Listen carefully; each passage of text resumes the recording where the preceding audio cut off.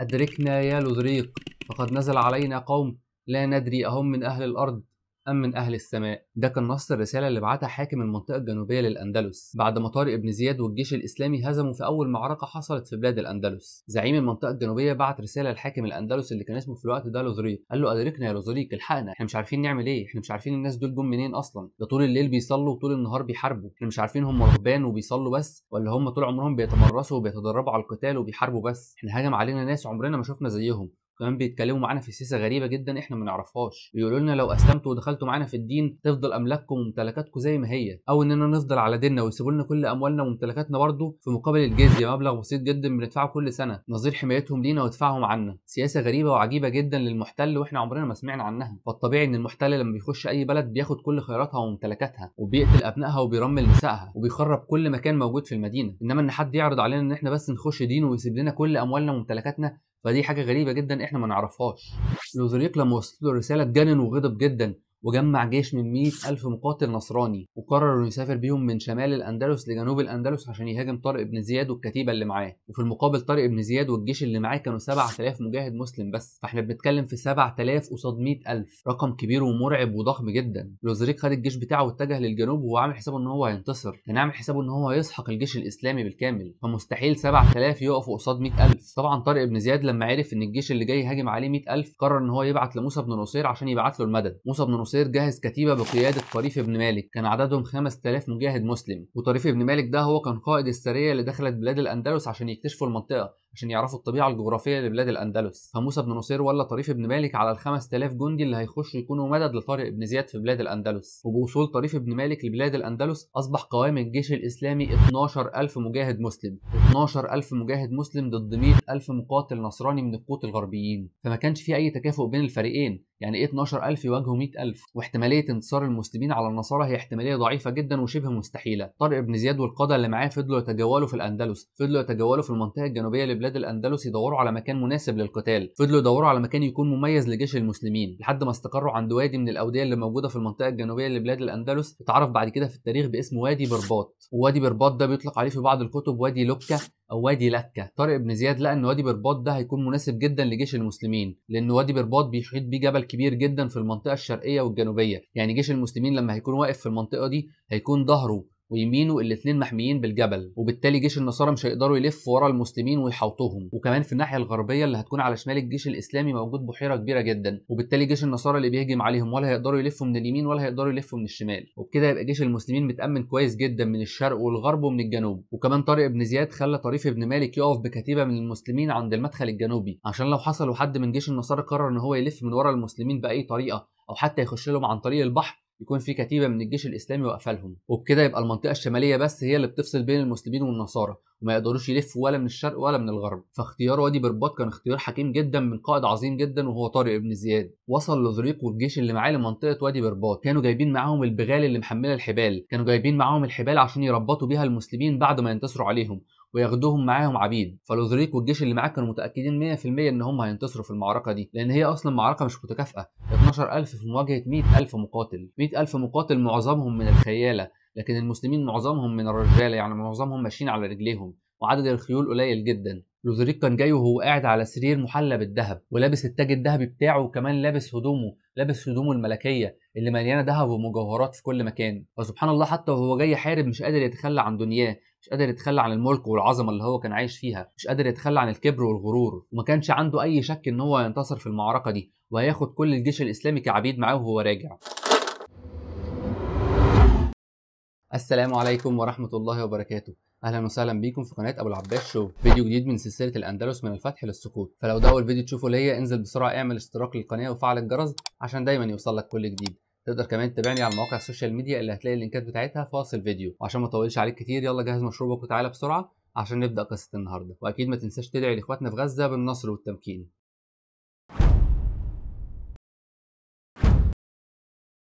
اسم الأندلس هو الاسم اللي كان بيطلق على المنطقة اللي موجودة في غرب أوروبا وشمال المغرب العربي. بلاد الأندلس في وقتنا الحالي اتقسمت لدولتين، فبلاد الأندلس هي عبارة عن أسبانيا والبرتغال دلوقتي، واللي بيطلق عليها شبه الجزيرة الأيبيرية. فأسبانيا والبرتغال الاثنين كان اسمهم بلاد الأندلس. مساحة بلاد الأندلس حوالي 600,000 كيلو متر مربع، يعني اقل من تلتين مساحه مصر. من بدايه القرن الاول الميلادي هاجر وسكن في بلاد الاندلس بعض القبائل الهمجيه. القبائل دول كانوا جايين من شمال اسكندنافا، واسكندنافا دلوقتي عباره عن السويد والدنمارك والنرويج وبعض الدول المحيطه بيهم. فسكان القبائل دول هجموا على الاندلس وعاشوا فيها فتره من الزمن. ويقال كمان ان القبائل دول كانوا جايين من المانيا مش من اسكندنافا. القبائل دول اسمهم قبائل الفاندال، والعرب حرفوا الاسم وسموهم قبائل الوندال. فبلاد الاندلس في الوقت ده كان بيطلق عليها اسم فانداليسيا نسبة للفاندال اللي هم كانوا عايشين فيها في الفترة دي. ومع مرور الوقت والسنين الاسم ده اتحرف من فانداليسيا لأندلسيا أو أندلسية. قبائل الفاندال دول كانوا قبائل همجية ووحشية، كانوا بيعيشوا بطرق همجية وغير حضارية، وبيعملوا أفعال بشعة وفظيعة جدا. وبعد فترة من الزمن القبائل دول خرجوا من الأندلس، وحكم الأندلس بعد كده طوائف نصرانية كان اسمهم القوط الغربيين. والقوط الغربيين دول فضلوا بيحكموا الاندلس لحد ما حصل الفتح الاسلامي للاندلس. وهنا بيجي سؤال مهم، ليه المسلمين في الوقت ده تحديدا اختاروا ان هم يفتحوا الاندلس وما يفتحوش اي بلاد تانية؟ المسلمين في الوقت ده من التاريخ كانوا قدروا يفتحوا كل شمال افريقيا، قدروا يفتحوا كل المغرب الاقصى. فالمسلمين في الوقت ده قدروا يفتحوا كل الشمال الافريقي، مصر وليبيا وتونس والجزائر والمغرب. واللي هيبص في الخريطه هيلاقي ان بعد المغرب العربي مفيش اي حاجه غير المحيط الاطلسي. فالمسلمين عشان يكملوا الفتوحات قدامهم سكتين، يا اما يطلعوا في الشمال يعدوا مضيق جبل طارق ويخشوا اسبانيا والبرتغال اللي هي في الوقت ده كان اسمها بلاد الاندلس، يا اما ينزلوا في الجنوب في الصحراء الكبرى في وسط افريقيا. والمسلمين ما كانش همهم يجمعوا الاراضي، ما كانوش عايزين يوسعوا الدوله الاسلاميه وخلاص. فبالرغم من ان الصحراء الكبرى كبيره جدا وهتوسع الدوله الاسلاميه، الا ان عدد السكان فيها قليل جدا. والفتوحات الاسلاميه اصلا هدفها نشر الدين، هدفها ان احنا نعلم الناس الدين مش مجرد جمع الاراضي والممتلكات. فلما المسلمين وصلوا لحد المغرب الاقصى كان قدامهم سكه واحده اللي هي بلاد الاندلس، المكان اللي موجود فيه عدد سكان كبير. فبالتالي كان هدف المسلمين من فتح الاندلس هو نشر الدعوه واستعاده سكان كبير جدا، مش مجرد امتلاك الاراضي وتوسعه الدوله الاسلاميه. فالمسلمين اتجهوا لبلاد الاندلس لان هي اللي موجود فيها العدد الاكبر، هي اللي موجود فيها عدد سكان كبير يقدروا ينشروا الدعوه الاسلاميه ليهم. ولما المسلمين خلصوا كل فتح بلاد الاندلس اتجهوا بعد كده لفرنسا زي ما هنعرف باذن الله في الفيديوهات اللي جايه. وكان عندهم النيه والعزم ان هم يكملوا الفتوحات في اوروبا، فبعد ما يخلصوا فتح فرنسا هيفتحوا ايطاليا وهيفتحوا المانيا وهكذا. ربنا سبحانه وتعالى بيقول قاتلوا الذين يلونكم من الكفار وليجدوا فيكم غلظة، يعني قتلوا وحاربوا الدول المجاورة ليكم، الدول الملاصقة ليكم هي اللي تبدأوا بيها. حصل حوار بين سيدنا معاذ بن جبل رضي الله عنه صاحب النبي صلى الله عليه وسلم وبين ملك الروم قبل موقعة اليرموك عن طريق المفاوضات والرسل اللي كانت بتحصل بين الفريقين. ملك الروم سأل سيدنا معاذ بن جبل انتوا ليه جايين تفتحوا بلادنا احنا بالتحديد وما رحتوش مثلا تفتحوا بلاد الحبشة مع انها اسهل ليكم؟ لان في الوقت ده كان الفرس والروم هم اكبر قوتين واكبر دولتين موجودين بيحكموا العالم في الزمن ده. فملك الروم بيسأل ايه اللي يخليكم تيجوا تحاربوا دولة عظيمة زي الروم وتسيبوا دولة سهلة وضعيفة زي بلاد الحبشة؟ سيدنا معاذ بن جبل رد عليه وقال له ان ربنا سبحانه وتعالى هو اللي امرنا بكده. ربنا سبحانه وتعالى قال قاتلوا الذين يلونكم من الكفار وليجدوا فيكم غلظة. فبلاد الروم هي البلاد اللي بتجاورنا، انتوا اللي بتلونا، انتوا اللي جنبنا، فانتوا اللي عليكم الدور. وبعد ان شاء الله ما نفتح بلاد الروم هنبدا نتجه لكل البلاد التانية زي الحبشه وغيرها. فالمسلمين كانوا فتحوا شمال افريقيا بالكامل ووصلوا لحد المغرب الاقصى، فما كانش قدامهم في الوقت ده غير ان هم يفتحوا بلاد الاندلس. الاندلس اتفتحت سنه 92 هجريا في عهد الدوله الامويه، وتحديدا في خلافه الوليد بن عبد الملك رحمه الله عليه اللي حكم المسلمين من سنه 86 هجريا لسنه 96 هجريا. ففتح الاندلس حصل في منتصف خلافه الوليد بن عبد الملك. الحقيقة إن في الوقت ده كانت أوروبا بتعيش في فترة من أسوأ فتراتها، كانت فترة سيئة وبشعة جدا من الفساد والظلم والقهر والجهل، وكانوا بعاد جدا عن العدل والرحمة والإنسانية، والظلم كان هو السيد في الوقت ده في أوروبا. كان الحكام ليهم كل الخيرات والأموال، والشعوب عايشين في بؤس شديد جدا وملهمش أي حاجة. فالحكام اهتموا ببناء القصور والقلاع والحصون، وعامة الشعب كانوا بيعيشوا في فقر شديد جدا. عامة الشعب ما كانش ليهم أي دور غير إن هم بيزرعوا الأراضي، وكانوا بيبيعوا وبيشتروا زيهم زي الممتلكات، وكان منتشر ما بينهم انتهاك الحرمات والاخلاق المتدنيه، فحتى النظافه الشخصيه ما كانتش موجوده ما بينهم، لدرجه ان الناس كانوا بيسيبوا شعرهم ينزل على وشهم وما كانوش بيهتموا ان هم يحلقوه او حتى يسرحوه، وما كانوش بيستحموا في السنه كلها غير مره واحده او مرتين بالكتير، وكانوا معتقدين ان كل الاوساخ والنتانه اللي موجوده على جسمهم دي هي حاجه كويسه جدا وصحه لاجسامهم، وان النتانه والاوساخ دي هي اللي بتجيب لهم الخير والبركه في حياتهم. الرحاله المسلمين اللي سافروا لبلاد اسكندنافيا كانوا بيقولوا ان الناس هناك كانوا بيتفاهموا بالاشاره، ما كانش عندهم حتى لغه يتكلموا بيها ولا يكتبوها. فالجهل والفساد والظلم والاستغلال كان هو السيد في اوروبا في الوقت ده. كان منتشر كمان ما بينهم بعض الافعال اللي كانوا بيعملوها الهنود والمجوس، فكان لما حد منهم بيموت كانوا بياخدوا جثته ويحرقوها، ومش كده وبس، كمان كانوا بياخدوا زوجته او الجاريه بتاعته او الناس اللي هم بيحبوهم ويحرقوهم معاه وهم حيين، والناس كانوا بيشوفوا كل الافعال والاعمال دي وما كانش عندهم اي مشكله معاها، فكانت الافعال دي هي السائده والشائعه في اوروبا في الوقت ده، وكانوا بعاد جدا عن كل مظاهر الحضاره والتقدم والرقي. لكن لما دخل الاسلام بلاد الاندلس الدنيا اتغيرت تماما، كل الافعال الهمجيه والوحشيه والظلم والفساد ده اتغير تماما وتحول 180 درجه.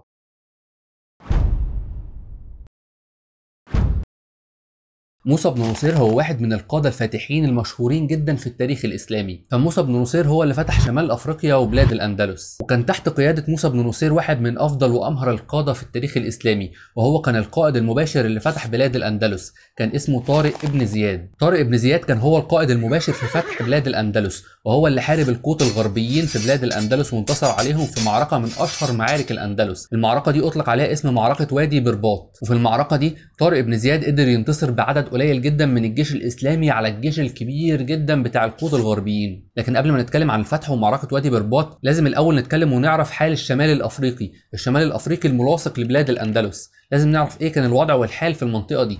بلاد الشمال الافريقي بلاد كبيره جدا وواسعه جدا، والفتح الاسلامي لشمال افريقيا استمر فتره كبيره جدا وصلت ل 70 سنه، 70 سنه من محاولات الفتح وتثبيت الحكم الاسلامي في شمال افريقيا. تم فتح الشمال الافريقي اول مره سنه 23 هجريا، لكن دايما سكان الشمال الافريقي كانوا بيرتدوا عن الاسلام، كل مره بيحصل فيها فتح للشمال الافريقي بيرجعوا تاني يرتدوا عن الاسلام. كان بيعيش وبيسكن في شمال افريقيا قبائل كبيره جدا وضخمه جدا اسمهم قبائل البربر. قبائل البربر دول كانوا دايما بيخشوا الاسلام ويرجعوا تاني يرتدوا عنه، وكان دايما بيحصل بين قبائل البربر والجيش الاسلامي حروب وجولات وصولات كتيره جدا، فكانوا دايما يخشوا الاسلام وبعد كده يرجعوا يرتدوا ويحاربوا تاني المسلمين، لحد ما استقر الحكم الاسلامي في شمال افريقيا سنه 85 او 86 هجريا عن طريق القائد المجاهد الورع التقي موسى بن نصير رحمه الله، واللي قدر يثبت اقدام الاسلام والمسلمين في المناطق الكبيره الواسعه جدا من الشمال الافريقي. والسؤال هنا، مين هو موسى بن نصير؟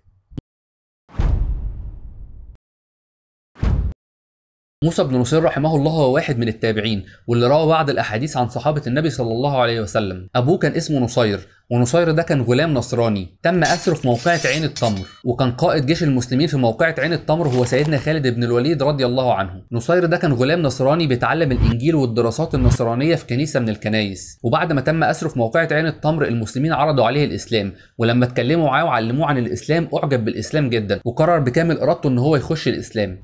وفي نفس الفتره والمكان كان بيعيش واحد تاني اسمه سيرين. سيرين ده هو ابو محمد بن سيرين التابعي المشهور، فالحمد لله على نعمه الاسلام وكفى بها نعمه.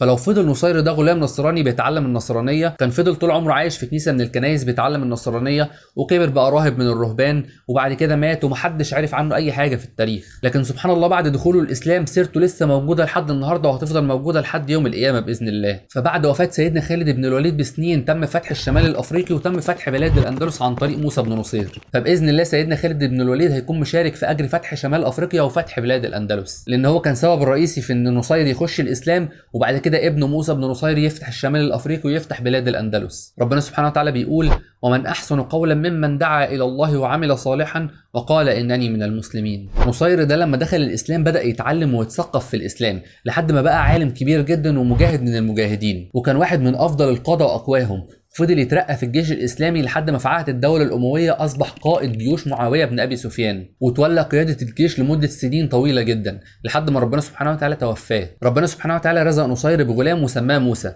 موسى بن نصير اتربى في قصر الخلافه مع الامراء واولاد الخلفاء. ربى موسى بن نصير رحمه الله على الدين ونشر الاسلام والجهاد في سبيل الله، ومع مرور السنين موسى بن نصير بدا يكبر ويترقى في المناصب لحد ما اصبح قائد جيوش الامويين في مصر، وكان في الوقت ده الوالي على مصر هو عبد العزيز بن مروان اخو عبد الملك بن مروان. بعد كده موسى بن نصير اصبح والي على شمال افريقيا بالكامل سنه 85 هجريا، وموسى بن نصير رحمه الله هو اللي كان ليه دور كبير جدا في تثبيت اقدام المسلمين في الشمال الافريقي بعد ما كانوا كل شويه بيرتدوا عن الاسلام. فاتح شمال افريقيا هو عقبه بن نافع، واحد من افضل واشجع القاده في التاريخ الاسلامي. والغريب والعجيب ان عقبه بن نافع بعد ما فتح شمال افريقيا تم اغتياله على ايد البربر، على ايد سكان شمال افريقيا. عقبه بن نافع تم اغتياله في القيروان اللي هي كانت عاصمه الشمال الافريقي في الوقت ده، وهو راجع من المغرب الاقصى. وهنا جه دور موسى بن نصير، كان عايز يعرف ايه الاسباب اللي بتخلي قبائل البربر كل شويه بيرتدوا عن الاسلام. وبعد البحث والدراسه موسى بن نصير قدر يوصل لسببين او خطأين رئيسيين هما اللي بيخلوا قبائل البربر كل شويه يخشوا الاسلام وبعد كده يرجعوا يرتدوا تاني.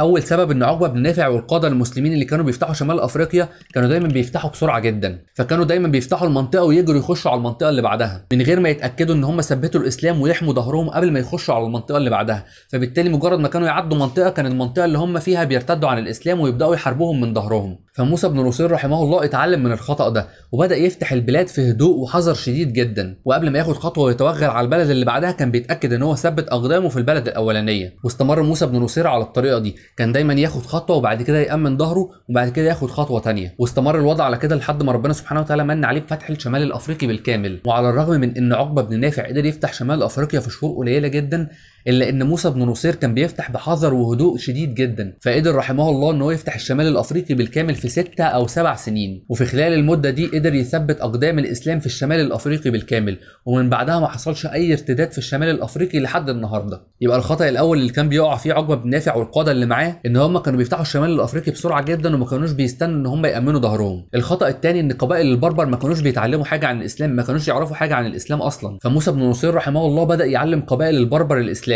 طلب من التابعين اللي عايشين في الحجاز وبلاد الشام ان هم يجوا شمال افريقيا ويعلموا البربر الاسلام، وبالتالي سكان شمال افريقيا اتعلموا الاسلام وحبوه جدا ودخلوا في دين الله افواجا. وفضل موسى بن نصير والتابعين اللي معاه يعلموا البربر الاسلام في صبر واناء شديد جدا لحد ما استقر الاسلام في الشمال الافريقي، واصبح البربر وسكان شمال افريقيا هم جند الاسلام واهله.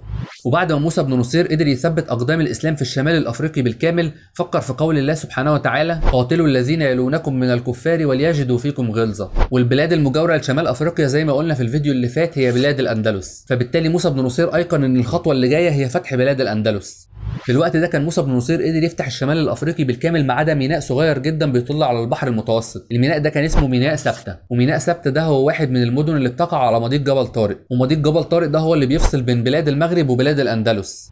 اقل عرض المضيق جبل طارق هو 13 كيلو، وبيوصل في بعض المناطق ل 37 كيلو. بيقع على مضيق جبل طارق مينائين مشهورين، ميناء طنجة وميناء سبته. ميناء طنجة كان تحت الحكم الإسلامي، وكان والي ميناء طنجة هو واحد من أفضل القادة في التاريخ الإسلامي، كان القائد المباشر اللي فتح بلاد الأندلس بعد كده، كان اسمه طارق ابن زياد. لكن ميناء سبته ما كانش تم فتحه، وكان بيحكمه قائد نصراني اسمه جوليان أو يوليان. وطارق ابن زياد ده أصلا من البربر، من سكان شمال أفريقيا الأصليين، يعني ما كانش من العرب رحمة الله عليه. ويمكن لما بيجي في دماغنا سيرة البربر بنفتكر ان هم شعوب متخلفة بشرتهم سودة وشبه الذنوب، لكن الحقيقة مش كده خالص. البربر من الشعوب الجميلة جدا، بشرتهم بيضة وعينيهم زرقاء وكمان شعرهم اشقر، وبعض المحللين بيقولوا ان اصلا البربر دول من اصول اوروبية لان هم شبه الاوروبيين جدا.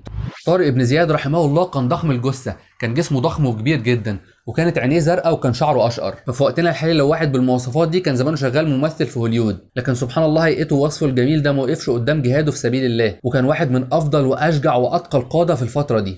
وبشكل عام فكره فتح بلاد الاندلس ما كانتش فكره جديده، ما كانتش فكره جديده جابها موسى بن نصير، لكن فكره فتح بلاد الاندلس هي فكره قديمه جدا من عهد سيدنا عثمان بن عفان رضي الله عنه وارضاه. في عهد سيدنا عثمان بن عفان المسلمين ما كانوش قادرين يفتحوا القسطنطينيه، كانت مدينه صعبه جدا ومحصنه جدا، وفي الوقت ده سيدنا عثمان بن عفان قال ان القسطنطينيه تتفتح من جهه الغرب مش من جهه الشرق. فسيدنا عثمان بن عفان فكر ان هو يفتح الشمال الافريقي بالكامل ويخش بلاد الاندلس، وبعد كده يفتح كل اوروبا لحد ما يوصل عند القسطنطينيه من جهه الغرب ويفتحها.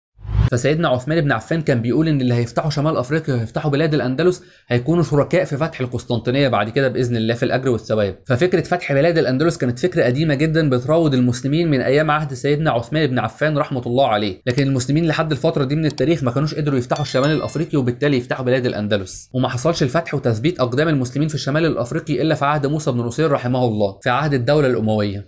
طيب ايه هي العقبات اللي وقفت قدام موسى بن نصير في فتح بلاد الاندلس؟ موسى بن نصير رحمه الله كان قدامه 6 عقبات او 6 مشاكل لازم يحلهم عشان يقدر يفتح بلاد الاندلس. المشكله الاولى ان اقل مسافه بين المغرب وبلاد الاندلس حوالي 13 كيلو في البحر، والمسلمين اصلا ما كانش عندهم سفن يركبوها ويعبروا بيها المسافه الكبيره دي، ومعظم الفتوحات الاسلاميه اصلا كانت فتوحات بريه باستثناء بعض المواقع زي ذات الصواري وفتح قبرص، فالمسلمين ما كانش عندهم السفن الضخمه اللي تحمي الجيش وتعبر بيهم مضيق جبل طارق في الوقت ده. المشكله الثانيه ان كان في بعض الجزر اللي موجوده في البحر المتوسط شرق الاندلس، الجزر دي كان اسمها جزر البليار، وجزر البليار كان بيحكمهم النصارى، فما كانش ينفع ان موسى بن نصير ياخد الخطوه يخش بلاد الاندلس الا لما يكون فتح جزر البليار الاول، لان موسى بن نصير كان دايما بيبقى حريص جدا ان هو يحمي ظهره، فكان خايف ان هو يخش بلاد الاندلس وظهره يبقى مكشوف لجزر البليار. المشكله الثالثه ان ميناء سبته كان لسه المسلمين ما قدروش يفتحوه، وكان بيحكمه واحد من النصارى كان اسمه جوليان او يوليان، فبرضه ما كانش ينفع ان موسى بن نصير يخش بلاد الاندلس من غير ما يامن ظهره، من غير ما يفتح ميناء سبته، على الرغم من ان جوليان ده ما كانش على وفاق مع حاكم بلاد الاندلس في الوقت ده، لكن موسى بن نصير كان قلقان ان هو يخش بلاد الاندلس وبعد كده يحصل اتفاق بين حاكم بلاد الاندلس وبين جوليان، لان هما الاثنين نصارى يتفقوا هما الاثنين على المسلمين. يوليان ده كان على علاقه طيبه بالحاكم الاسبق للاندلس، الحاكم الاسبق ده كان اسمه غيطشه، وغيطشه ده حصل عليه انقلاب ومسك حكم بلاد الاندلس واحد اسمه رودريكو، لكن المسلمين كانوا بيسموه لوذريق، فرودريكو او لوذريق ده كان هو اللي بيحكم الاندلس في الوقت ده. فيوليان حاكم سبته كان بيكره لوذريق جدا لان هو انقلب على غيطشه.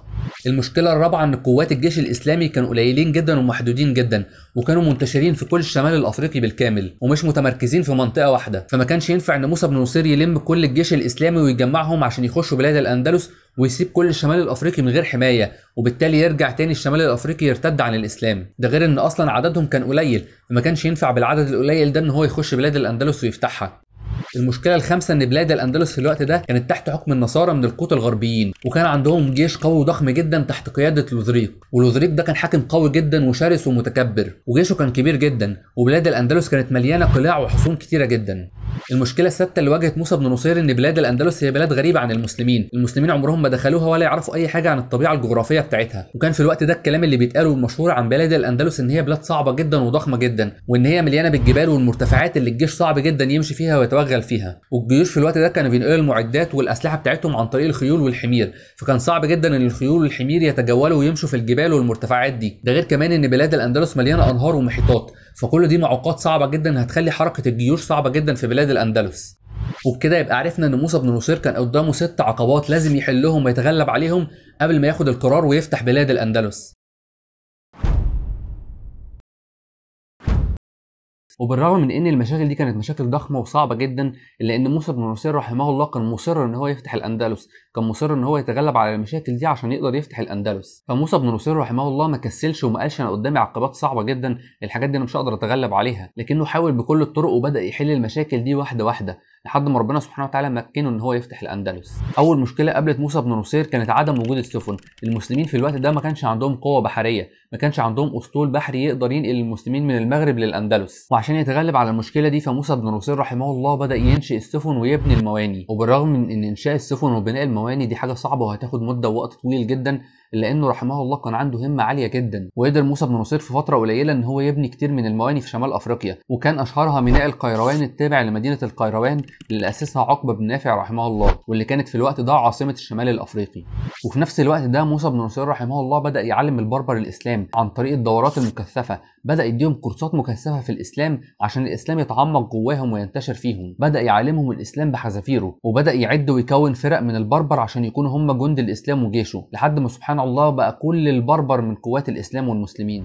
احنا عارفين ان لو حصل هجوم من جيش دوله معينه على دوله تانية، مستحيل ان بعد فتره من الزمن الدوله اللي حصل عليها حرب واحتلال دي تبقى جزء من الدوله اللي احتلتها، مستحيل طباعهم وولائهم وحبهم يتغير ويبقوا جزء من الدوله اللي دخلت تحاربهم اصلا. لكن سبحان الله ده اللي حصل في الشمال الافريقي بعد 2 أو 3 سنين بالكتير من فتح شمال افريقيا عن طريق موسى بن نصير، لان هو رحمه الله قدر يثبت قواعد الاسلام في الشمال الافريقي، واصبح كل جند الاسلام والمسلمين في الشمال الافريقي من البربر. فعندك مثلا فرنسا احتلت الجزائر 130 سنه، 130 سنه من الاحتلال والظلم والفساد في الجزائر، لكن سبحان الله حتى بعد 130 سنه الفرنساويين ما قدروش يغيروا طباع الجزائريين، ما قدروش يحولوا ولاء شعب الجزائر لفرنسا، ما قدروش يخلوا الجزائريين جزء من الجيش الفرنسي، ولا حتى قدروا يخلوا الجزائر جزء من فرنسا، وفضل الجزائريين مسلمين محافظين على اسلامهم لحد النهارده. لكن في المقابل الاسلام انتشر في البربر، بدا موسى بن نصير رحمه الله يعلم البربر الجهاد في سبيل الله، فانتشر الاسلام في قبائل البربر، واصبح معظم الجيش الاسلامي اللي موجود في الشمال الافريقي من البربر في مده تتراوح من 5 ل6 سنوات بالكتير. وبكده يبقى موسى بن نصير رحمه الله قدر يتغلب على مشكله خوفه ان قبائل البربر يرتدوا عن الاسلام من جديد. بعد كده موسى بن نصير ولى طارق بن زياد قياده الجيش اللي هيتجه للاندلس، الأندلس، لأن طارق بن زياد رحمه الله قدر يجمع بين التقوى والورع والكفاءة الحربية والرغبة في الموت في سبيل الله. وزي ما قلنا إن طارق بن زياد كان من البربر وما كانش ليه أي أصول عربية، وسبحان الله الإسلام عمره ما فرق بين العربي والأعجمي، عمره ما فرق بين العرب والبربر. وزي ما قال النبي صلى الله عليه وسلم: لا فضل العربي على أعجمي إلا بالتقوى. وكمان كون طارق بن زياد من البربر فهو عنده القدرة على قيادة جيش البربر، عنده القدرة على قيادة الجيش الإسلامي اللي بقى معظمه في الوقت ده من قبائل البربر. وكان طارق بن زياد رحمه الله بيتقن اللغة البربرية واللغة العربية، فيقدر يتواصل مع كل الجيش في الوقت ده سواء من البربر أو من العرب. وأكيد قوات الجيش الإسلامي من البربر في الوقت ده هيبقوا مبسوطين جدا إن يكون القائد بتاعهم واحد منهم. وطبعا زي ما قلنا هو أصلا كان عنده القدرة والكفاءة الحربية اللي تؤهله للمنصب ده. كنا قلنا كمان إن موسى بن نصير كان خايف إن هو يخش بلاد الأندلس من غير ما يفتح جزر البليار اللي موجودة في شرق الأندلس. كان خايف يخش بلاد الأندلس وهو مش فاتح جزر البليار، لأن ساعتها هيكون ظهره مكشوف لجزر البليار وممكن يهجموا عليه في اي وقت. فقدر موسى بن نصير رحمه الله ان هو يفتح جزر البليار ويأمن ظهره لما يخش بلاد الاندلس، واصبحت جزر البليار جزء من الدوله الاسلاميه في الوقت ده، وبالتالي ظهر المسلمين بقى محمي من جهه الشرق. وبكده يبقى موسى بن نصير رحمه الله قدر يتغلب على 4 عقبات من ال6 عقبات اللي كانوا قدامه، لكن فضل عنده مشكلتين كبار جدا لازم يتغلب عليهم. المشكله الاولى كانت مشكله ميناء سبته اللي كان بيحكمها يوليان، وكان ميناء حصين جدا المسلمين ما قدروش يفتحوه. والمشكله الثانيه ان هو ما يعرفش اي حاجه عن ارض الاندلس، طبيعة أرض الأندلس مجهولة بالنسبة للمسلمين. وللأسف موسى بن نصير حاول كتير جدا إن هو يحل المشكلتين دول، لكن ما قدرش يحلهم، ما قدرش يفتح ميناء سبتة لأن هو كان ميناء حصين جدا، ولا حتى كان عنده السفن الكافية اللي ينقل بيها المسلمين لبلاد الأندلس عشان يعرفوا الطبيعة الجغرافية اللي موجودة هناك. فدول كانوا اكبر مشكلتين ما قدرش موسى بن نصير يتغلب عليهم. لكن سبحان الله لما موسى بن نصير استنفذ كل طاقته وعمل كل اللي يقدر عليه، عناية ربنا سبحانه وتعالى اتدخلت، وربنا سبحانه وتعالى هو اللي اعانه على حل المشاكل دي. ربنا سبحانه وتعالى بيقول: وما رميت إذ رميت ولكن الله رمى. وكمان ربنا سبحانه وتعالى بيقول: إن الله يدافع عن الذين آمنوا. فيوليان أو جوليان حاكم سبتة كان بيحقد وبيكره جدا لوزريق حاكم الاندلس في الوقت ده، لان زي ما قلنا ان لوزريق اصلا كان حاكم متغلب، عمل انقلاب على غيطشه الحاكم السابق لبلاد الاندلس، وغيطشه وجوليان اصلا كانوا اصحاب وفي بينهم علاقات طيبه. فيوليان اصلا كان بيكره لوزريق جدا، وكمان اولاد غيطشه استنجدوا بيوليان عشان يستعينوا بيه ويساعدهم في حربهم ضد لوزريق، ويقدروا يستعيدوا املاك ابوهم اللي هو استحوذ عليها، لان اصلا اولاد غيطشه كان ليهم ضياع او حدائق كبيره جدا موجوده في بلاد الاندلس، والضياع او الحدائق دي لوزريق حط ايديه عليها وصادرها، فهم كانوا عايزين يرجعوا حقهم ويستردوا الضياع او الحدائق بتاعتهم. لوزريق ده اصلا كان حاكم ظالم جدا، وكل شعب الاندلس كان بيكرهه، كانوا بيكرهوه جدا لان هو كان بيفرض عليهم ضرائب عاليه جدا، وكان بيعيش في النعيم والغنى والثراء في القصور، وهم كانوا شعب فقير جدا مش لاقيين اي حاجه ياكلوها. كنا قلنا ان طارق بن زياد في الوقت ده كان هو الوالي على ميناء طنجه، ميناء طنجه اللي موجود جنب ميناء سبته. وفي الوقت اللي موسى بن نصير استنفذ كل طاقته وما بقاش عارف يحل المشاكل اللي موجوده عنده ازاي، قرر يوليان ان هو يستعين بالمسلمين عشان يحاربوا معاه لوزريق، وعشان يساعدوه ان هو يرجع ضياعات واملاك غيطشه لاولاده اللي هم كانوا بيستنجدوا بيه. وفعلا هو ده اللي حصل. يوليان بعت رسل لطارق بن زياد اللي هو كان والي طنجة في الوقت ده عشان يتفاوض معاه على الحرب ضد لوزريق، وده طبعا كان من تدبير ربنا سبحانه وتعالى للإسلام والمسلمين. يوليان عرض على طارق بن زياد 3 أمور. الأمر الأولاني إن هو يسلمه ميناء سبتة، ميناء سبتة الميناء الحصيني اللي المسلمين ما كانوش عارفين يفتحوه. يوليان قرر إن هو يسلمه لطارق بن زياد بمنتهى السهولة. الأمر الثاني إن هو هيمد المسلمين بالسفن الكافية اللي هتأهلهم إن هم يعدوا مضيق جبل طارق. والأمر الثالث إن هو هيدي المسلمين المعلومات الكافية عن الطبيعة الجغرافية لأرض الأندلس، يعني هيحل للمسلمين أكبر 3 مشاكل بيقابلوهم: مشكلة ميناء سبتة، ومشكلة عدم وجود السفن، ومشكلة جهل الطبيعة الجغرافية لبلاد الأندلس. فسبحان الله لما يبقى ده تدبير ربنا سبحانه وتعالى للإسلام والمسلمين. طب يا ترى يوليان كان عايز ايه في مقابل ال3 امور العظيمه جدا اللي هتحل مشاكل المسلمين؟ يوليان في مقابل العرض المغري للمسلمين ده كان كل اللي هو عايزه ضياعات واملاك غيطشه، فغيطشه كان عنده اكتر من 3000 ضيعه او حديقه، وزي ما قلنا ان لوزريق صادرهم وحط ايديه عليهم. فكل اللي طلبه يوليان من المسلمين ان هو بعد ما يساعدهم في فتح بلاد الاندلس ترجع ضياعات واملاك غيطشه لاولاده من جديد. وطبعا طارق بن زياد رحمه الله لما سمع العرض المغري ده من يوليان فرح جدا، فضياعات واملاك غيطشه ما لهاش اي قيمه مقابل فتح بلاد الاندلس، فالمسلمين عمرهم ما فكروا ولا في الدنيا ولا في الثروه ولا في المال، وكان كل هدف المسلمين ان هم ينشروا الدين في كل بلاد العالم ويعلموا الناس الاسلام. كل الاموال والاراضي والممتلكات دي ما كانش ليها قيمه عند المسلمين، ولا عمرهم كانوا بيسعوا ليها، ولو الناس دخلوا في الاسلام بيبقى ليهم كل اللي للمسلمين وعليهم كل اللي على المسلمين، ولو رفضوا يخشوا في الاسلام فالمسلمين بيدافعوا عنهم وبيسيبوا لهم كل ممتلكاتهم في مقابل ان هم يدفعوا الجزيه بس، والجزيه دي عباره عن جزء بسيط جدا من اموالهم، اقل حتى من نسبه الزكاه اللي بيدفعها المسلمين عن اموالهم. فالمسلمين ولا فارق معاهم املاك غيطشه ولا لوزريق ولا يوليان، ومش جايين من اقصى بلاد العالم في جهه الشرق لحد الاندلس عشان ياخدوا شويه ممتلكات واراضي زراعيه. فالثمن اللي طلبه يوليان عشان يساعد المسلمين بالنسبه لطارق بن زياد ما كانش ليه اي قيمه. فطارق بن زياد لما سمع العرض ده فرح جدا،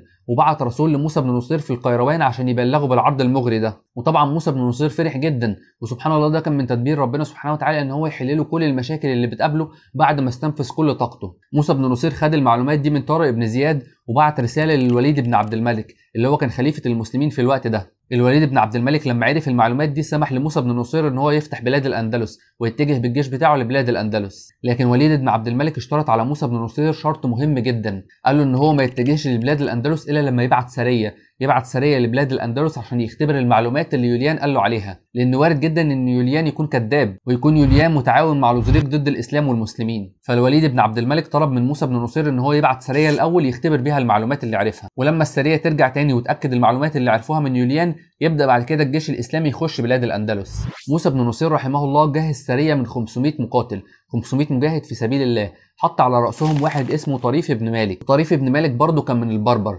فكل قادة الجيش في الوقت ده في شمال أفريقيا كان من البربر. فسبحان الله لو كل قادة الجيش الإسلامي اللي فتح بلاد الأندلس كانوا فضلوا وثنيين، كانوا فضلوا على عبادة الأصنام، ما كانش هيبقى ليهم أي سيرة في التاريخ ولا كان أي حد هيعرف عنهم أي حاجة. لكن دايما العزة والقوة في الإسلام، وكل قادة الإسلام أسمائهم لسه مخلدة في التاريخ وذكرهم موجود لحد النهاردة. طريف بن مالك خد 500 من جيش المسلمين وعبر بيهم من المغرب لبلاد الأندلس، والكلام ده كان في رمضان سنة 91 هجريا. وبدأ طريف بن مالك والسرية اللي معاه يدرسوا طبيعة بلاد الأندلس، بدأوا يدرسوا الطبيعة الجغرافية للمنطقة الجنوبية لبلاد الأندلس اللي الجيش الإسلامي هينزل فيها. وبعد فترة من الزمن رجع طريف بن مالك والسرية اللي معاه للقيروان وشرحوا لموسى بن نصير الطبيعة الجغرافية للمنطقة الجنوبية لبلاد الأندلس اللي هينزل فيها المسلمين.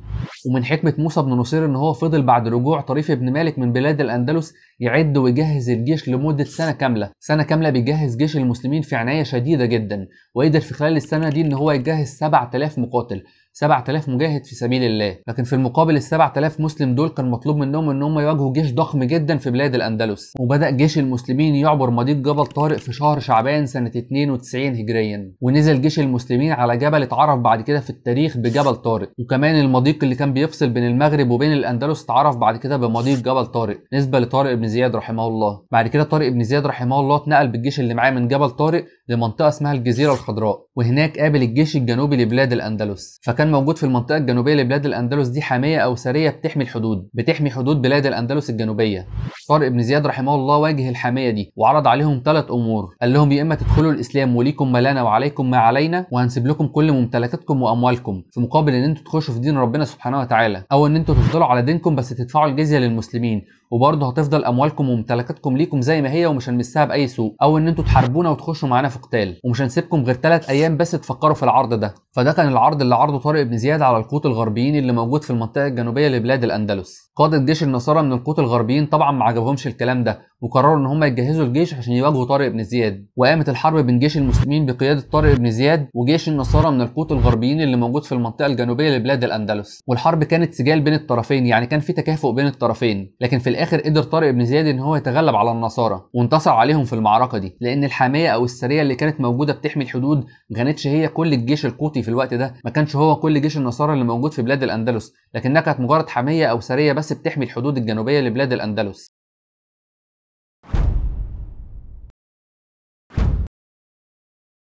بدأت معركة وادي برباط يوم 28 رمضان سنة 92 هجريا، وزي ما احنا عارفين ان شهر رمضان هو شهر الطاعة والعبادة، هو شهر القرآن والصيام والقيام، ودايما على مدار التاريخ كان دايما شهر رمضان هو شهر المعارك والفتوحات والانتصارات والجهاد في سبيل الله. فسبحان الله الوضع اتغير وبقى شهر رمضان دلوقتي هو شهر المسلسلات والأغاني والإعلانات، وبقى شهر البرامج والفوازير، وبقى سهر طول الليل ونوم طول النهار. ولما تتكلم مع اي حد يقولك سيبني في حالي انا مش طايق نفسي انا صايم، على عكس المسلمين زمان. المسلمين زمان كانوا بيستنوا شهر رمضان عشان يصوموا ويقوموا ويصلوا عشان يجاهدوا في سبيل الله وينتصروا على اعداء الدين او ينولوا الشهاده ويموتوا وهم صايمين. الوضع اتغير تماما، فسبحان الله نسال الله العزه للاسلام والمسلمين ونسال الله العفو والعافيه. ففي شهر رمضان سنه 92 هجريا حصلت واحده من اقوى واشرس المعارك في التاريخ الاسلامي، معركه وادي برباط بين جيش المسلمين بقياده طارق بن زياد وجيش النصارى بقياده لوذريق. 12000 مجاهد مسلم في مواجهه 100000 مقاتل نصراني. وطبعا لو اي حد بص على الجيشين وعرف الاعداد هيشفق على الجيش الاسلامي، هيبقى معتقد ان الجيش الاسلامي هيتسحق بالكامل لان مفيش اي تكافؤ بين الاعداد. لكن الحقيقه ان كل الشفقه هتكون على جيش النصارى، لان ربنا سبحانه وتعالى مع المسلمين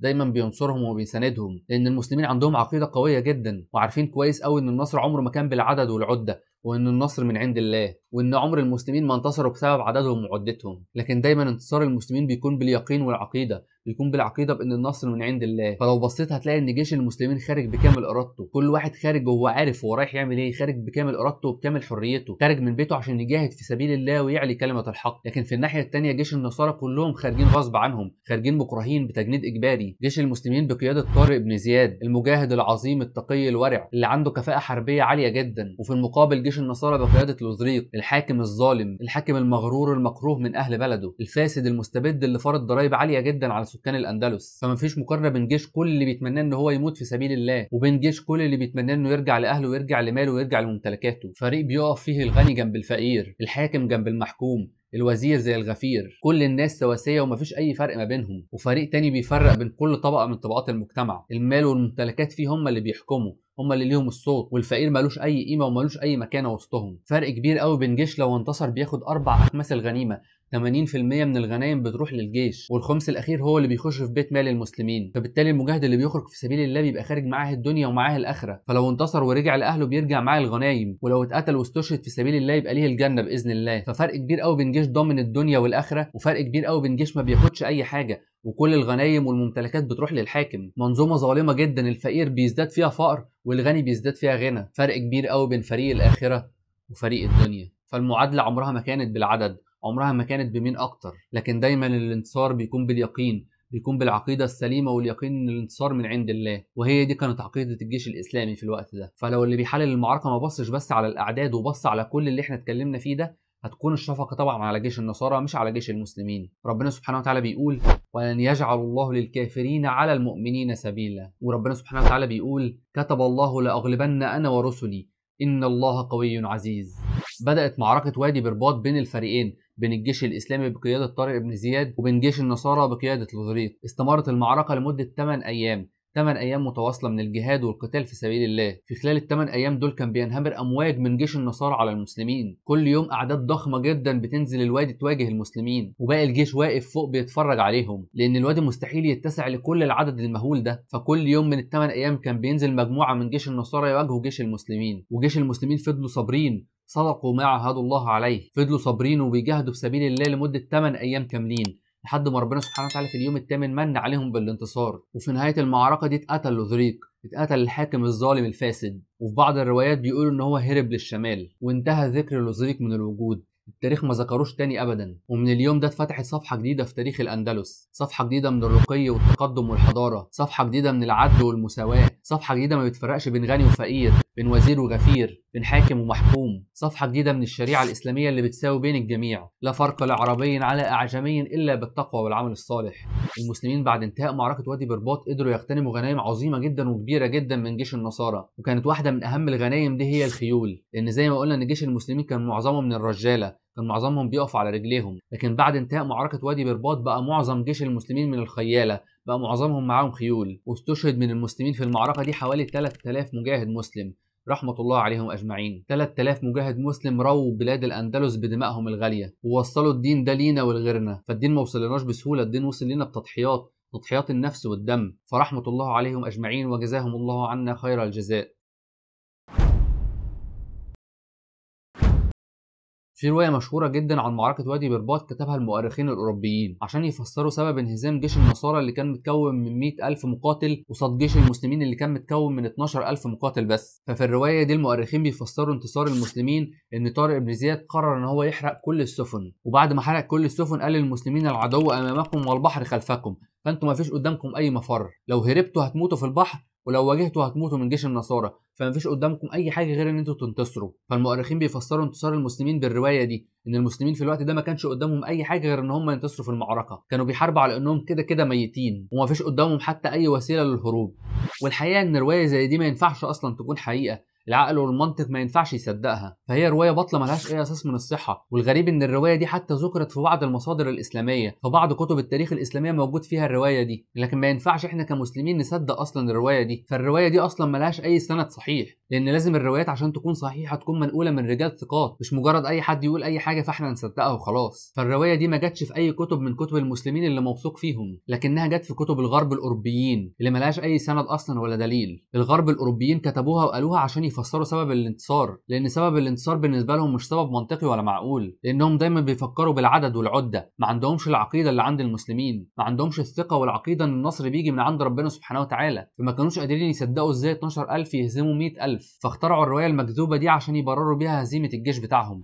وكمان لو حصل فعلا وطارق بن زياد كان حرق السفن، كان لازم يكون في رد فعل من موسى بن نصير ومن الوليد بن عبد الملك خليفه المسلمين في الوقت ده، فمستحيل يوافقوا ان هو يعمل حاجه زي كده، مستحيل ما ينكروش عليه الفعل ده، لان السفن دي مش ملك طارق بن زياد عشان يحرقها، السفن دي جزء منها ملك للدوله الاسلاميه وجزء منها ملك يوليان حاكم سبته في الوقت ده، فهي مش ملك طارق بن زياد عشان يحرقها اصلا، ومستحيل قائد ورع وتقي زي طارق بن زياد يعمل حاجه زي كده، فكان الطبيعي ان لو حاجه زي كده حصلت يكون في حوار ورسائل بين موسى بن نصير وطارق بن زياد عشان يبرر فيها سبب اللي هو عمله ده، او ان يكون في تعليق من الخليفه الوليد بن عبد الملك ومن علماء المسلمين في الوقت ده، لكن ده ما حصلش لان ما كانش في اي مصدر بيقول ان في رسائل بين موسى بن نصير وطارق بن زياد عن الموضوع ده، ولا تعليق بين علماء المسلمين او الوليد بن عبد الملك على الموضوع ده، فده اكبر دليل ان الموضوع ده ما حصلش اصلا، وان هو كان مجرد روايه مكذوبه من الاوروبيين عشان يفسروا السبب اللي يخلي 12000 يهزموا 100000، فهي 100% روايه مكذوبه وملهاش اي اساس من الصحه، مستحيل يفهموا العقيده الاسلاميه، مستحيل يفهموا قول ربنا سبحانه وتعالى كم من فئه قليله غلبت فئه كثيره باذن الله والله مع الصابرين. وبشكل عام يعني اللي هيبص في التاريخ هيبقى عارف ان الطبيعي ان المسلمين اصلا يكسبوا بالاعداد القليله مش بالاعداد الكبيره، فنقدر نقول ان كل المعارك اللي المسلمين خدوها وانتصروا فيها كان دايما جيش المسلمين عدده بيكون اقل من جيش الكفار، وكان دايما ربنا بينصر المسلمين بعقيدتهم وايمانهم بالله مش باعدادهم، وان لما حصلوا المسلمين اختاروا بالعدد في غزوه حنين كان ده سبب كافي جدا ان هم ينهزموا ويخسروا في المعركه دي. ربنا سبحانه وتعالى بيقول: ويوم حنين إذ أعجبتكم كثرتكم فلم تغني عنكم من الله شيئا وضاقت عليكم الأرض بما رحبت ثم وليتم مدبرين. لولا وقوف النبي صلى الله عليه وسلم في الغزوة دي، النبي صلى الله عليه وسلم وقف وقال: أنا النبي لا كذب، أنا ابن عبد المطلب، ورجع تاني المسلمين بعد ما كانوا بيجروا من الأعداء عشان ربنا يديهم درس ويعلمهم إن الانتصار عمره ما كان بالعدد، وإنه دايما بالعقيدة والإيمان بإن النصر من عند الله مش بالعدد والعده. وسبحان الله اقترار المسلمين بعددهم ما حصلش بس في غزوه حنين، لا كمان حصل في التاريخ الاسلامي في اكتر من موقع واكتر من حرب، وكان دايما كل ما بيحصل اقترار بالعدد المسلمين بينهزموا لانها عمرها ما كانت بالعدد. وموضوع الاقترار بالعدد ده حصل اكتر من مره في تاريخ الاندلس، ان شاء الله هنتكلم عليه في الفيديوهات اللي جايه.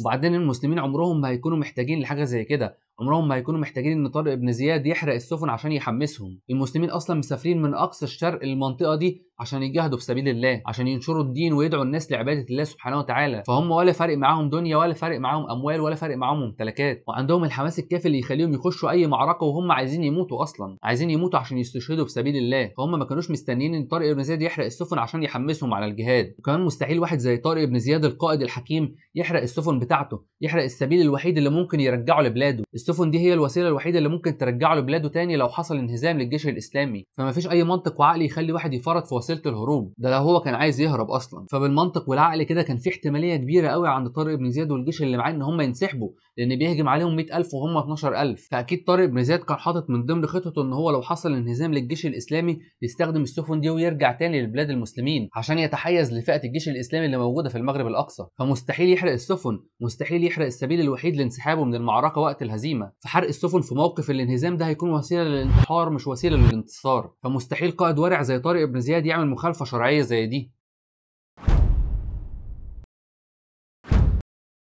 بعد انتهاء موقعة وادي برباط وانتصار المسلمين على جيش القوط الغربيين، قرر طارق بن زياد ان هو يكمل الفتوحات، قرر طارق بن زياد ان هو يتوغل في بلاد الاندلس، لان بالرغم من ان اتقتل من جيش المسلمين 3000 مجاهد مسلم الا ان طارق بن زياد كان شايف ان دي فرصه كبيره جدا وفرصه لازم يغتنمها، لان النصارى في الوقت ده كانوا لسه متعرضين لهزيمه قويه جدا وساحقه، والاخبار بدات تترامى في بلاد الاندلس ان المسلمين هزموا جيش النصارى، فطارق بن زياد في الوقت ده فكر ان هو لازم يكمل الفتوحات، لان الروح المعنويه لجيش المسلمين في الوقت ده كانت عاليه جدا، 12000 هزموا 100000، فكانوا عندهم القوه والشجاعه ان هم يكملوا فتوحاتهم في بلاد الاندلس. وفي المقابل الروح المعنويه عند القوط الغربيين من النصارى في الحضيض، ما كانوش قادرين يتخيلوا ويصدقوا ان لوزريك اتقتل و100000 خسروا من 12000، فطارق بن زياد كان شايف ان دي افضل فرصه يقدر يستغلها عشان يفتح بلاد الاندلس، وكان شايف ان انهزام جيش النصارى وموت لوزريك هو فرصه عظيمه جدا لنشر الدعوه الاسلاميه عشان يعلموا الناس العدل والسماحه اللي موجوده في دين الاسلام، ويعرفوا الناس الفرق بين الشريعه الاسلاميه اللي هتحكمهم بالعدل والمساواه وبين لوزريق الظالم الفاسد. وفعلا طارق بن زياد قرر ان هو ياخد الجيش اللي معاه ويتوغل في بلاد الاندلس،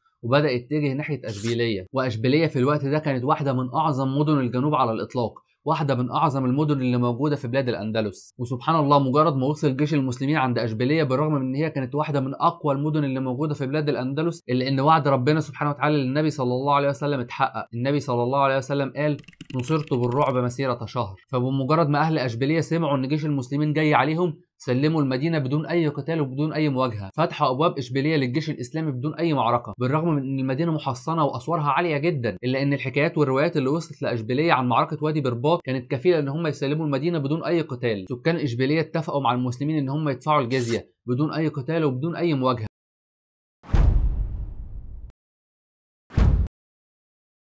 الجزية دي هي الضريبة اللي بيدفعها أهل الكتاب في مقابل الحماية، في مقابل إن جيش المسلمين يحميهم ويدافع عنهم لو حصل عليهم أي هجوم. وبمجرد ما أهل الكتاب يدفعوا الجزية فواجب على المسلمين إن هم يحموهم، وبيبقى مش مطلوب منهم إن هم يشيلوا أي أسلحة ويواجهوا اللي بيهاجمهم، لكن مطلوب من المسلمين إن هم يدافعوا عنهم ويحموهم. وإن لو حصل والمسلمين ما قدروش يدافعوا عنهم ويحموهم، فواجب على المسلمين ان هم يردوا الجزيه لاهل الكتاب، ان هم اصلا دافعين الجزيه دي عشان المسلمين يحموهم. فلو المسلمين ما قدروش يحموهم ويصدوا الهجوم اللي جاي عليهم، واجب على المسلمين ان هم يرجعوا لهم الجزيه من تاني. والجزيه دي بتتاخد من الرجال البالغين بس، ما بتتاخدش من النساء وما بتتاخدش من الاطفال، وكمان ما بتتاخدش غير من الاصحاء، يعني ما بتتاخدش من المرضى او العجزه، وكمان ما بتتاخدش غير من الاغنياء اللي يقدروا يدفعوها، يعني ما بتتاخدش من الفقراء، وما بتتاخدش كمان غير من اللي قادرين على القتال، يعني الضعيف او اللي ما بيقدرش يقاتل او اللي واهب حياته للعباده ما بتتاخدش منه الجزيه. بل ان الفقير اللي من اهل الكتاب سواء نصراني او يهودي بياخد اصلا فلوس من بيت مال المسلمين، مش بيدفع الجزيه، لكن واجب على المسلمين ان هم يدوا له ويصرفوا عليه لانه فقير. والجزيه اللي بتتاخد من اهل الكتاب زيها زي الزكاه اللي بيدفعها المسلمين، بل ان الجزيه اقل بكتير جدا من الزكاه اللي بيدفعها المسلمين. فمقدار الجزيه اللي بيدفعه الرجل من اهل الكتاب هو مجرد دينار واحد في السنه، وفي المقابل المسلم مطلوب منه ان هو يدفع 2.5% زكاه عن المال اللي موجود عنده. فدينار واحد في السنه ما يجيش اي حاجه قصاد 2.5% من ممتلكات المسلمين. المسلمين كان مطلوب منهم ان هم يدفعوا زكاه اضعاف اللي بيدفعوا اهل الكتاب كجزيه. ولو الذمي او الرجل من اهل الكتاب قرر ان هو يدخل الاسلام، فالجزيه خلاص بتسقط عنه، ويبقى ليه زي المسلمين وعليه زي اللي على المسلمين. بل انه كمان لو قرر يشارك مع المسلمين في الحروب، فواجب على المسلمين ان هم يدفعوا له نظير المشاركه في الحرب، وبتسقط من عليها الجزيه تماما. ده غير كمان ان الجزيه دي هي اقل بكتير جدا من الضرائب الباهظه اللي كانت بتبقى مفروضه عليهم من حكامهم. فالاسلام دين رحمه للمسلمين وغير المسلمين، فالجزيه دي اصلا اقل من اي ضريبه موجوده في العالم، بل ان الزكاه نفسها 2.5% دي اقل من اي ضريبه موجوده في العالم. فبعض الدول اللي موجوده دلوقتي بيفرضوا ضرائب على الشعوب بتوصل ل 10 و20 و50 و70% من اموالهم. انت متخيل يعني ايه 70% من ممتلكاتك تروح ضريبه للدوله، وزعلان على 2.5% مقدار الزكاه في الاسلام اللي هتتوزع على الفقراء والمحتاجين؟ وبكده نكون وصلنا لنهايه فيديو النهارده، فيا رب تكونوا استفدتوا من المعلومات دي واستمتعتوا بيها. ان شاء الله في فيديوهاتنا اللي جايه هنكمل كلامنا في فتوحات بلاد الاندلس، وهنعرف ايه اللي عمله طارق بن زياد وموسى بن نصير، وازاي المسلمين قدروا يفتحوا كل بلاد الاندلس لحد ما وصلوا كمان ان هم يخشوا فرنسا ويبقوا على بعد 30 كيلو بس من باريس عاصمه فرنسا في الوقت ده. لو وصلت لحد هنا ولسه ما عملتش اشتراك للقناه، انزل بسرعه اعمل اشتراك للقناه وفعل الجرس عشان دايما يوصل لك كل جديد. تقدر كمان تتابعني على مواقع السوشيال ميديا اللي هتلاقي اللينكات بتاعتها في وصف الفيديو، وما تنساش تدعي لاخواتنا في غزه بالنصر والتمكين. اللهم لا علم لنا إلا ما علمتنا إنك أنت العليم الحكيم. سبحانك اللهم وبحمدك، نشهد أن لا إله إلا أنت، نستغفرك ونتوب إليك.